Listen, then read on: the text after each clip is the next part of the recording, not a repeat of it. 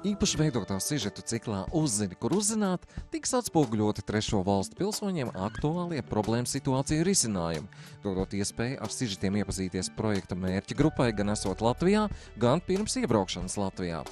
Saskaņā ar Latvijas likumdošanu trešo valstu piederīgie ir ikviena persona, kas nav Eiropas Savienības dalību valstu, Eiropas ekonomiskās zonas valstu vai Šveices konfederācijas pilsonis. Šajā reizē aplūkosim trešo valstu pilsoņu iespējas politikā, arī dalību reliģiskajās un nevalstiskajās organizācijās. Taču pirms tam uz mirkli ielūkosimies pilsonības un migrācijas lietu pārvaldē, lai vēl lieku reizi pārliecinātos, cik ļoti daudzveidīga ir tā pasaule, kurā mēs šobrīd dzīvojam. Mēs neinteresējamies par cilvēku politisko pārliecību un arī par reliģiju.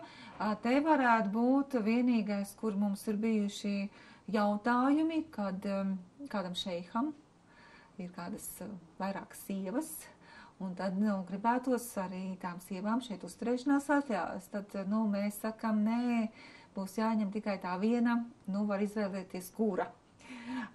Un uzturēšanās atļauju visām pārējām nedosim, jo mūsu civil likums paredz tikai vienu laulāto, un tā arī mūsu ārzemniekiem pienākās tikai šeit uzturēšanās atļauju, mēs varam izsniegt vienai laulātē. Bet bieži ir tādi jautājumi, jā. Kādas iespējas ir Latvijā trešo valstu pilsoņiem darboties reliģiskajās organizācijās un vēl citur, to devāmies uzzināt uz biedrību Sabiedriskās politikas centrs Providus, kas projekta ietvaros sadarbojas ar biedrību Patvērums drošā māja.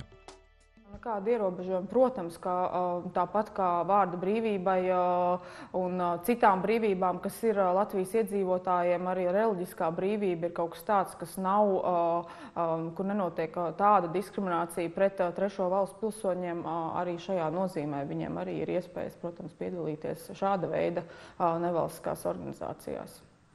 Reliģisku organizāciju var reģistrēt uzņēmuma reģistrā, un starp tās dibinātājiem jābūt vismaz 20 Latvijas pilsoņiem, nepilsoņiem vai personām ar uzturēšanās atļaujām, un tām jābūt vismaz 18 gadus vecām.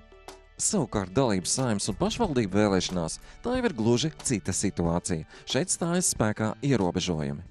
Latvija ir viena no salīdzinoši retajām valstīm Eiropas Savienībā, kur, piemēram, trešo valstu piederīgiem nav iespējas piedalīties pašvaldību vēlēšanās, ne kandidēt, ne arī pašiem izvēlēties tos deputātus, kur tad pēc tam arī lemj par to, kā šo trešo valstu piederīgo nodokļu maksātāju nauda tiek ieguldīta konkrētajā pašvaldībā, kur viņi dzīvo. Un šajā situācijā Latvija ir viena no retajām Eiropas Savienības valstīm, kur izceļās, diemžēl, negatīvā veidā.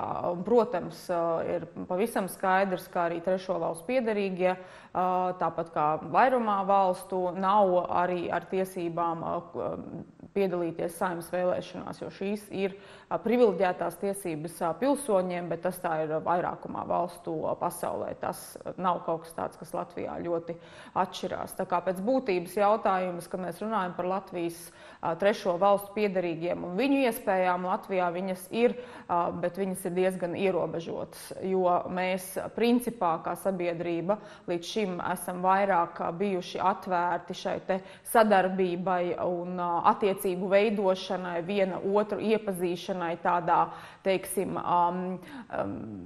ne gluži tiesību formā. Mēs draudzējamies nevalstiskās organizācijās, gribam viņus iesaistīt brīvprātīgā darbā, talkās un tam līdzīgi, bet ja mēs sākam runāt par tādām, teiksim, cietām tiesībām, kas ir, piemēram, piedalīties pašvaldību vēlēšanās, tad tā jau ir problēma. Šo te līdzdalību mēs pagaidām kā sabiedrība negribam pieņemt.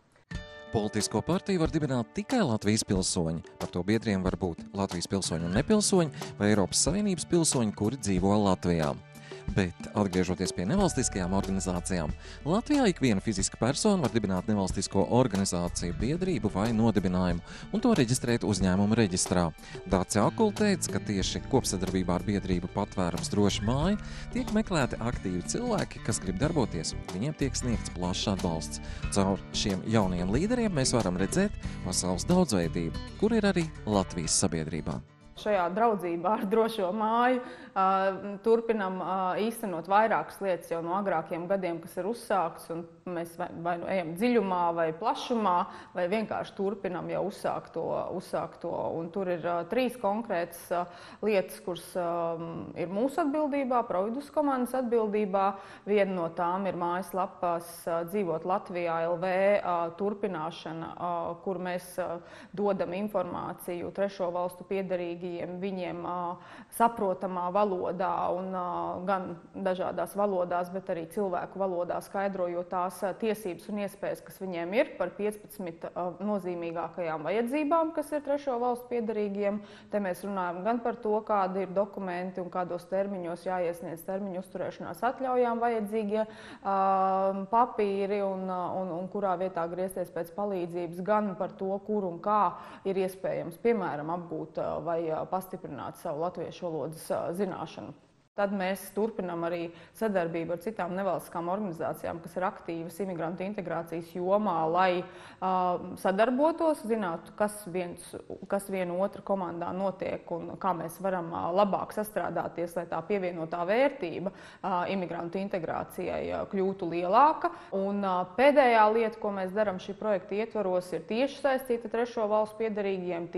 Tā ir tā sauktā mentoru programma, kur mēs esam bijuši ļoti veiksmīgi atrodot vairākus trešo valstu piederīgos, kas nāks apmācību programmā, mācīsies projektu vadības, īstenošanas prasmes, līderības prasmes, līdzdalības rīku, tiešsaistē un arī reālajā dzīvē prasmes, lai pēc tam tad varētu jau attīstīt paši savus nelielus pilotu projektus.